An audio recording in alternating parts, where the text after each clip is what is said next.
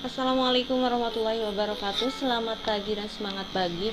Hari ini kita akan membahas mengenai konsep pendapatan nasional. Konsep yang pertama yaitu Gross Domestic Product atau GDP. Gross artinya kotor, domestik wilayah, dan produk artinya produk barang dan jasa. Jadi kita bisa simpulkan bahwa GDP ini adalah jumlah barang dan jasa yang dihasilkan oleh satu wilayah. Rumus GDP ini diperoleh dari mana? Ya, penjumlahan antara pendapatan warga negara Indonesia di dalam negeri ditambah pendapatan warga negara asing di dalam negeri. Jadi GDP ini menghitung satu wilayah. Kalau Indonesia ya negara Indonesia masuk warga negara asing. Kemudian konsep pendapatan yang kedua yaitu Gross National Product. Perbedaannya adalah nasional, berarti kita menghitung hanya pendapatan yang oleh warga negara Indonesia sendiri, baik dia yang ada di dalam negeri ataupun WNI yang ada di luar negeri. Nah, cara menghitung GNP bagaimana? GDP ditambah pendapatan warga negara Indonesia yang ada di luar negeri, kemudian kita kurangi pendapatan WNA atau warga negara asing yang ada di dalam negeri. Konsep yang ketiga yaitu Net National Product. Kalau tadi yang pertama GDP dengan GNP itu masih bersifat kotor, yang ketiga yaitu NNP, Net National Product. Net itu artinya bersih, jumlah barang dan jasa yang dihasilkan oleh warga negara Indonesia yang bersifat bersih. Bersihnya setelah dikurangi apa?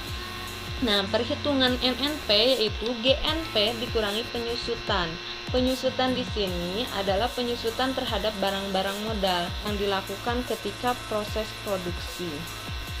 Selanjutnya, yang keempat ada Net National Income atau NNI, pendapatan bersih yang diperoleh oleh warga negara Indonesia secara nasional, secara umum. Rumusnya NNP dikurangi pajak tidak langsung dan ditambah subsidi. Pajak tidak langsung contohnya pajak hadiah, pajak pertambahan nilai, contohnya PPN terhadap roti. Berarti kita secara tidak langsung ketika membeli roti ada pajak yang kita bayar pada para pedagang. Kemudian para pedagang nanti mengalihkannya terhadap produsen. Yang selanjutnya ada personal income. Personal income itu berarti income, pendapatan, dan personal itu perorangan, pendapatan perorangan atau pendapatan yang diperoleh oleh individu. Khususnya NNI dikurangi pajak perseroan atau pajak perusahaan, iuran sosial, asuransi, laba ditahan, dan ditambah transfer payment. Laba ditahan itu laba perusahaan ya.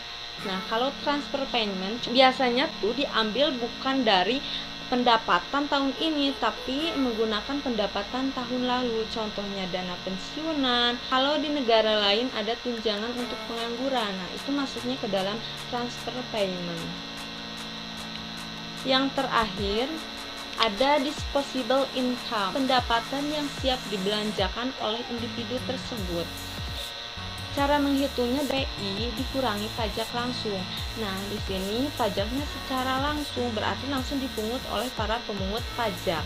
Contohnya ada pajak bumi dan bangunan atau PBB, pajak kendaraan bermotor, dan ada juga pajak Nah, sekarang bagaimana cara memahami lebih cepat tentang konsep pendapatan nasional? Yang pertama, ingat bahwa konsep pendapatan nasional itu ada 6 komponen, dari mulai GDP, GNP, NNP, NNI, PI, dan DI.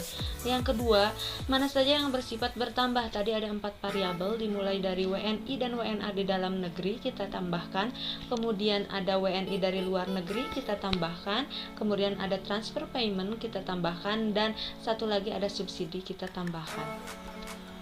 Yang ketiga adalah lihat dari segi hurufnya. Ada 3 dari komponen pertama itu berakhiran P, artinya bersifat produk. Yang 3 terakhir itu berakhiran I. Selanjutnya ada pendapatan per kapita. Apa yang dimaksud dengan pendapatan per kapita? Yaitu besarnya rata-rata pendapatan suatu negara. Artinya, apakah GDP atau GNP itu sudah merata didistribusikan kepada masyarakat atau tidak? Nah, caranya untuk menghitung rumus pendapatan per kapita yaitu ada dua, ada melalui GDP dan ada melalui GNP. Kalau GDP itu secara umum perbandingan antar negara, kalau GNP itu bisa melihat bagaimana kesejahteraan suatu penduduk.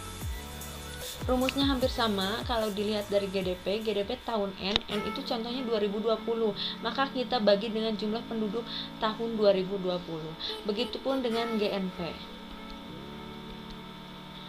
Selanjutnya ada distribusi pendapatan nasional untuk melihat pemerataan distribusi pendapatan kepada masyarakat.